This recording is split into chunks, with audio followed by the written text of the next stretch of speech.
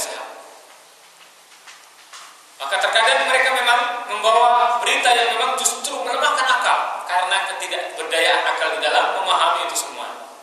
Bukan karena akal tahu akan batilnya berita tersebut, bukan, akan tapi karena tidak berdayanya akal di dalam memahami berita tersebut, di dalam mendatangkan tandingannya, di dalam mendatangkan sesuatu yang serupa. Sebagaimana mukjizat terbesar bagi umat ini adalah Al-Quran. Maka sanggupkah umat-umat meskipun mereka bersatu padu untuk mendatangkan semisal Al-Quran? Tidak sanggup. Ini sesuatu yang jelas-jelas tantangan besar yang Allah tantangkan kepada umat manusia, namun tidak sanggup meskipun akal yang sehat mungkin bisa dikira mampu menjangkaunya.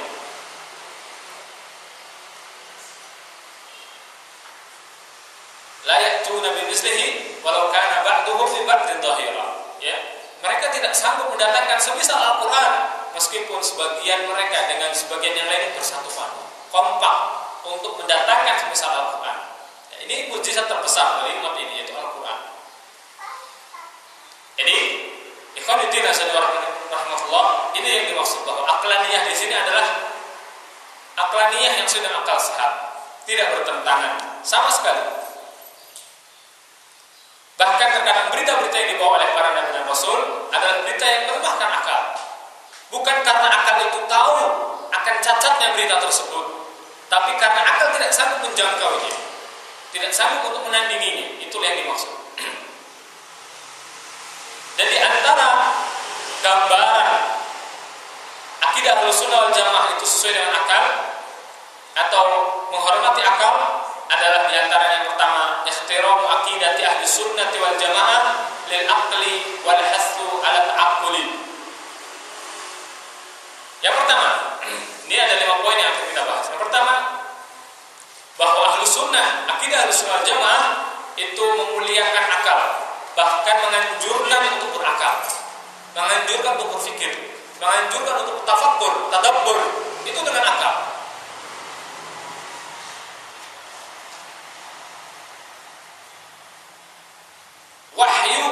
Kitabullah dan sunnah Rasulullah SAW itu betul-betul mengangkat harga atau kemuliaan akal dan menganjurkan umat untuk berpikir atau berakal, dan pula memuji dan menyanjung orang-orang yang berakal. Fabashshir ibad alladziina yastami'una al-qawla fayattabi'una ahsanah. Fabashshir ibad, kabarkanlah gembira kepada hamba-hambaku, yaitu orang-orang yang mendengarkan perkataan dan mengikuti dengan sebaik-baiknya. Ulaika alladzina hadahumullah, mereka itulah orang-orang yang Allah beri petunjuk atas mereka. Wa ulaika hum ulul albab, mereka itulah orang-orang yang berakal. Allah memuji, menyanjung orang-orang yang berakal dan menggunakan akal pada posisinya, tidak untuk mendebat dan mengotak-atik ayat, tapi memposisikan pada posisinya, meyakini sesuai dengan keyakinannya.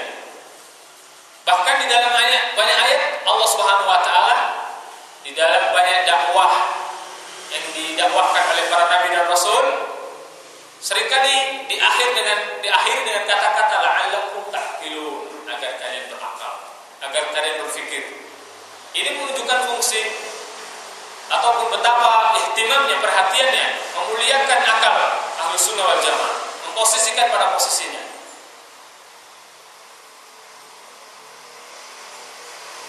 Dan bahkan wahyu mengkhususkan, menyebut pujian kepada orang-orang yang berakal. Innama yatadzakkaru ulul albab.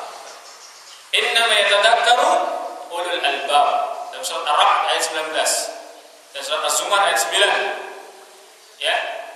Yang demikian itu hanyalah orang-orang yang berpikir, itu hanyalah orang-orang yang ulul albab, yaitu orang yang memiliki ilmu pengetahuan, orang yang berakal. Innama yatadzakkar, bahwasanya yang ingat dengan peringatan-peringatan itu hanyalah ulul albab, hanya orang-orang yang berakal, yaitu yang mampu menggunakan hatinya. Akal adalah hati maksudnya. Wa yaqulu ta'ala inna fi dzalika ladzikra li ulil albab. Sesungguhnya yang demikian itu Al-Quran, ladzikra, sungguh betul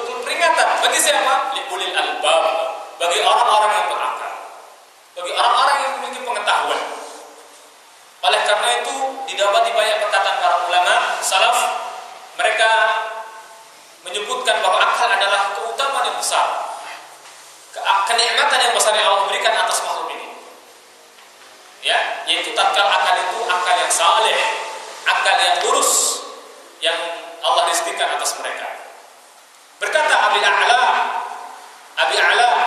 qal ma 'utiya 'abdun ba'da al-Islam afdal min aqlin salih yarzuqhu atau yurzaqhu. Tidaklah seorang hamba diberi keutamaan yang lebih afdal setelah Islam daripada akal yang saleh, akal yang lurus. Ini perkataan salah satu salaf. Kemudian yang lain mutarrif, ma utiya ahadun minan nas afdal minal aqli. Tidak ada seorang pun yang diberi keutamaan lebih afdal di antara manusia daripada akalnya. Ini keutamaan besar. Demikian pula Yusuf bin Asbab mengatakan, al-aqlu sirajun ma batana wa malakun ma'alana wa sa'isul jasadi wa zinatun kullu ahadin wa la tasruhul hayatu illa bih wa la tadurul umur illa alaih. Kata beliau Yusuf bin Asbab rahimahullah ta'ala dalam kitab diriwayatkan oleh Ibnu Abi Syaibah dalam musannafnya, dalam kitab Al-Faqih Al-Mutafaqqih dari Khatib Al-Baghdadi rahimahullah ta'ala, bahwa kata beliau al-aqlu sirajul ma batana. Akal itu adalah penerang apa yang tersembunyi. Akal itu adalah penerang apa yang tersembunyi. Wa malakun ma'alana, dan penyetir atau pemimpin ma'alana yang terlahir atau yang nampak. Wasaisul jasad, dan akal adalah pemimpin jasad. Wazinatu kulli ahadin, dan perhiasan setiap orang. Dan kehidupan itu tidak akan sempurna, tidak akan baik kecuali dengan akal. Wala tadurul umur illa alaih, dan perkara itu tidak akan menjadi atau tidak akan berperan penting kecuali dengan adanya akal. Sekali lagi, ini adalah akal yang dimaksud adalah hati. Ya. Jadi Ahlus Sunnah memandang bahwa akal yang dimaksud adalah hati. Sebagaimana perkataan Imam Malik, Imam Syafi'i, dan kebanyakan dari perkataan Ahlus Sunnah wal Jamaah bahwa akal itu maknanya qalb, hati. Ya. Demikian pula Allah Subhanahu wa taala memuji dan mengkhususkan lawan bicara di dalam ayatnya atau pensyariatan itu mengajak bicara orang-orang yang berakal. Walakum fil qisasi hayatun ya ulil albab, diajak bicara. Ya, lawan bicara. Allah mengajak bicara orang-orang yang berakal. Dan di dalam qisas, ya, hukum qisas, bunuh orang yang merdeka maka hukumnya dibunuh lagi, Qisas, ya, jurah bil jurah, luka dibalas luka. Ya. Walakum bil qisas hayatun ya ulil albab la'allakum tattaqun. Di dalam qisas itu ada kehidupan, wahai orang-orang yang berakal, la'allakum tattaqun, agar kalian bertakwa. Semoga kalian bertakwa. Dan di sini Allah Subhanahu wa taala menghajak khitabnya, lawan bicaranya adalah orang-orang yang berakal. Menunjukkan betapa kekhususan yang luar biasa akan faedah atau pentingnya akal ini. Bahkan Rasulullah SAW, kata Abdullah bin Mas'ud, kana Rasulullah SAW yamsahu manakibana fis shalah wa yaqul istawu wa la takhtalifu fatakhtalifu qulubukum liyalini minkum ulul ahlam wan nuha summa alladhina yalunahum summa alladhina yalunahum. Orang-orang yang hendaknya di belakang Rasulullah imam, dan yang patut untuk menjadi barisan setelah Rasulullah SAW adalah orang yang berakal, orang-orang yang cerdas, orang-orang yang berilmu. Apa kata Rasulullah SAW? Ketika Rasulullah SAW mengusap punggung kami di dalam salat, kata Abdullah bin Mas'ud, istausu, luruskan saf dan rapatkan, wala takhtalifu, dan janganlah berselisih, safnya, fatakhtalifu qulubukum, maka akan berselisihlah hati-hati kalian. Liyalini minkum ulul ahlam, hendaklah orang-orang yang dekat denganku adalah orang-orang yang ulul ahlam, orang-orang berilmu, orang-orang yang hilm, orang-orang yang bijak, wan nuha, dan ulil nuha, dan orang-orang yang berakal. Summal ladzina yalunahum, summal ladzina yalunahum. Subhanallah. Rasulullah SAW memposisikan orang-orang berilmu di dalam salat, bukan hanya di dalam salat, di dalam semua perkara agama ini. Di dalam kepemimpinan secara umum harus orang yang pandai, orang yang cerdas dan akal yang lurus. Ya.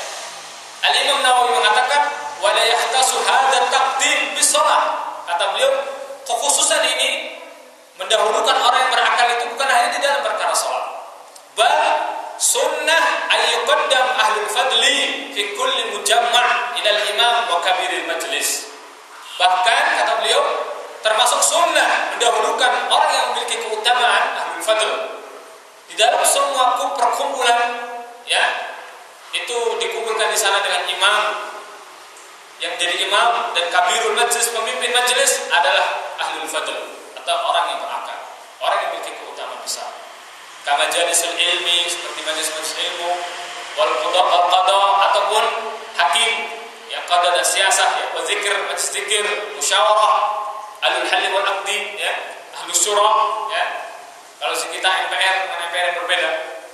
Di dalam Islam ada MPR, ya, Majelis Permusyawaratan Rakyat atau Majelis Syura. Namun yang dikumpulkan di sana orang-orang yang berakal, orang-orang yang akalnya sharih, akalnya sahih, yang saleh, yaitu orang-orang yang hatinya benar, akidahnya benar, orang-orang yang berilmu. Bahkan kata beliau, wa mawaqifil qital, di dalam juga posisi-posisi perang. Hendaknya orang-orang yang berakal, orang-orang yang berilmu.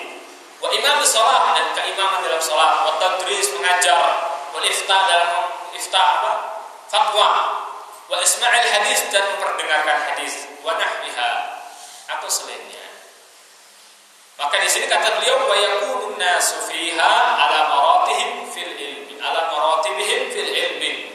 Maka di sini manusia kaitannya dengan akal, posisi dan kondisi mereka berkaitan dengan ilmu, sesuai dengan keilmuannya.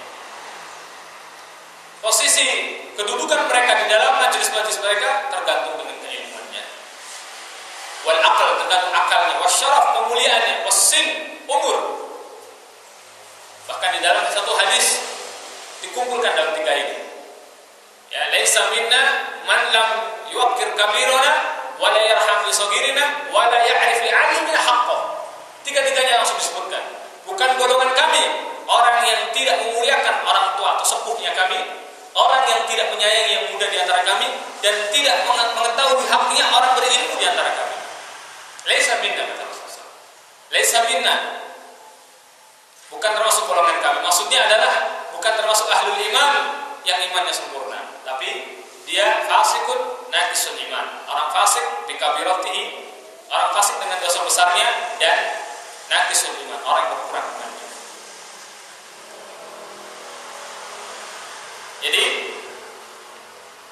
hendaknya tingkatan manusia dalam hal ini, kata beliau Imam Nawawi rahimahullah taala, bisa dilihat dalam kitab Syarh Nawawi dalam Syarah Sahih Muslim ini. Demikian pula Allah Subhanahu wa taala menyebutkan kekhususan tentang mereka, orang-orang yang berilmu dan berakal,